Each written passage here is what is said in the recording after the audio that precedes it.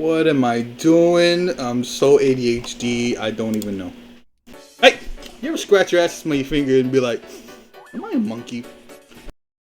Well, today I have an answer for all your questions. Today is the day of all days. Today is Monday, a beautiful Monday, and we're gonna do some learning today. Put on your big boy britches, strap up your boots, but we're gonna learn some basics here.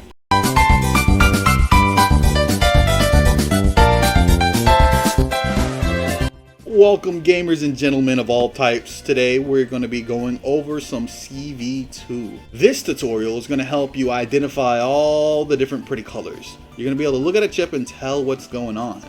We're going to help you learn all the different variable types. Basically, it's going to give you a very simple understanding of cv2 in a way that'll help you teach yourself. So we're going to go over all the basics. First things first, welcome to my laboratory. This is where I do planning and play with gadgets and come up with all sort of crazy concoctions.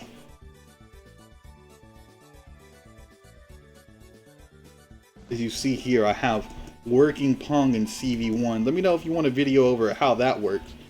But I'll give you a look at it. I suck at my own game. Usually there's 2 players here.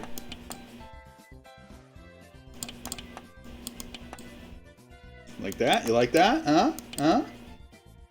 Yeah? See, this is exactly why I like gadgets, right? I mean, you got people who can make the Mona Lisa, who can make mountains and castles and dragons and all sorts of beautiful landscapes and designs.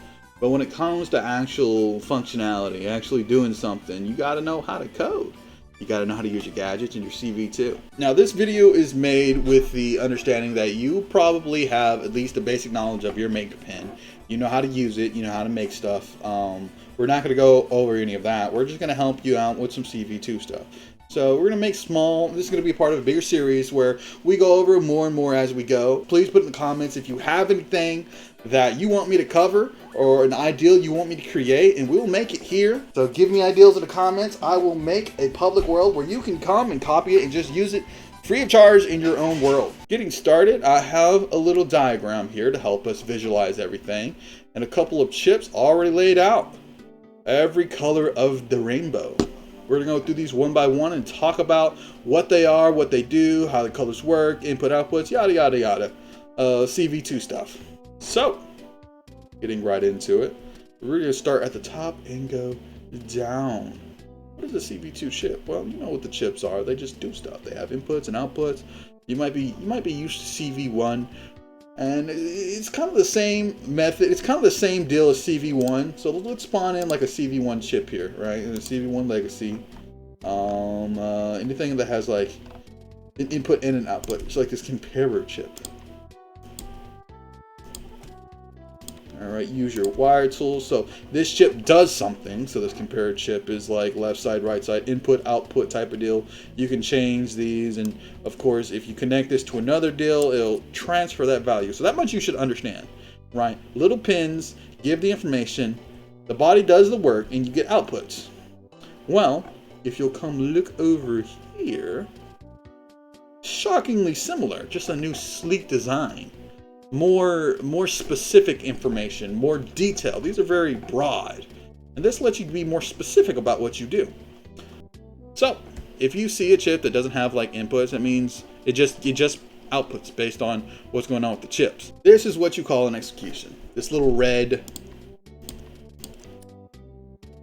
chip right here with a little triangle tip on this outside deal, going off the same logic as these right here. You got inputs, you got outputs, so it's just an output right here. And you hover over and it tells you EXEC, short for execution. Like executing order 66.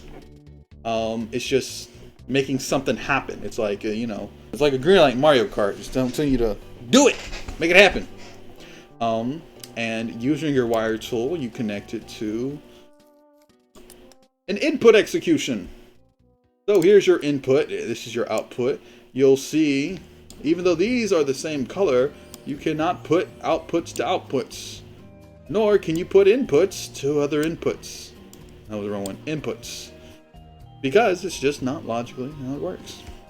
So when this happens, it's going to activate whatever this chip does. Like, we're not getting into it, but that's what it does. So that is what the red does, and it only connects to other reds. All of these are the same way, where it's like green, green, blue, blue, red, red, purple, purple, and they all have different value types. So now you know what that does. It's just, you know, it's just the go. Moving right along, we're gonna go to our greens. These, I hover over this little pin right here, and it says INT. Now, what does INT stand for? It stands for integer. This is just a whole number. It's just 1, 2, 3, 4. We'll look over here on the left side. You know, I can put any old number there, increase it, decrease it, change it, you know, whatever we want to do. Right? Really cool. Awesome stuff. And it only wires to other integer values. Same logic applies. This is output because on the right side. This is input on the left side. But no, you cannot wire outputs to outputs or inputs to other inputs for the same reason I described earlier. So these are whole numbers. And that's all that is. It's just value. The chip does stuff. We'll go into that other time, but understand this part, it's just values. Moving right along, we have the float. Now, what is the float? Why is it called float? And how good does it float? It doesn't really float very well, honestly, because it's numbers. Numbers don't float unless they do, and I'm retarded. This is a decimal number, basically. You look over here. I have a 6.3. Like the other one, I can change that indefinitely to whatever period number I want. Any decimal number I want. And that's just a value that has, you know, a decimal number as its use. So, as simple as that. Same thing applies. Outputs to inputs. Moving right along. Now we have a bool. Short for Boolean. It's a Boolean variable. What is a Boolean variable? I have no fucking clue. Why are you asking me? It is true or false. If you look over here, you got a true that says false. It can be either or. So it's only true or false. Lots of chips use these to determine two different outcomes. I can just tap it with my wires tool and it'll switch between the two. And then if I configure it, go here, configure. You just got to toggle because it's only two things, true or false. All right, now we have string variables, these nice purple Kool-Aid, the most slept on flavor in the rainbow. This just represents text value. I have a good example right here. I can just put my ass is big. We'll try to be friendly here. My butts is big. Whatever you want to put, it's just text. It can be changed, and that is what this variable represents. Woo, there's another one. Okay, moving on to our last variable. This one's a little tricky, because so far to this point, all these color things have been one type of information. Either whole numbers, digit numbers, true or false, or text variable. Now we have this yellow. Yellow is used for everything else. Every other type of information to be shared is used with yellow. Most commonly for players and AIs and objects, this is what yellow is used for. I know it's confusing, but we're going to clear that up. As an example, I have this chip right here. So yellow is the only one that can't go to all other yellows. So I have player variable right here. It's just getting the information of a player. If you see I hover over that as local player, I'm the local player, so Mr. H. That's the information being put in right now. Or none. Whatever. This right here, this output, same goes with everything else. Outputs to inputs, inputs to outputs. If I come look down here at this chip, right, this audio player, you see it has this input for audio. Huh. But it's yellow. So certainly I should be able to take this yellow and plug it here and, well, no, it doesn't work. And that's confusing, but with yellow, you just have to be a little patient and use your thinker and put together the logic that this is a player information. It'll always be obvious when it needs player type information. So player, it's a player. Huh? So I have this sound audio chip. This is an audio output, even though it's yellow, just like this. There's two different types, but they're both used by the yellow. and it plugs into this audio because this is asking for audio. So it'll be usually be very simple to know what it needs, but anything that isn't simple we'll go over in short tutorials on this channel. So this is everything else. Yellow is everything else.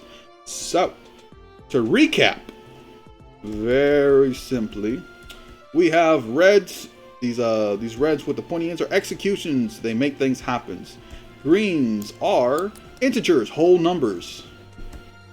Floats, which is the blues, are these decimal numbers. These light red, pinks, or whatever you want to call them. You might be colorblind. It's just true or false. These purples are always text. Yellows are everything else, such as players or objects or whatever. And there you have it. Using everything we now know about these variables, we can now learn how to work these chips. Alrighty, my brain hurts just explaining it, but that's everything. Please, if you enjoyed this, if this was helpful to you, just leave a like. Please leave a comment asking me anything that I didn't cover. Please give me suggestions for other things you want me to cover. I'm pretty much going to go through the basics. We're going to go over chips. We're going to go through other concepts and ideals and other shorts like this. And have an awesome one. This is Mr. H with another tutorial, signing off.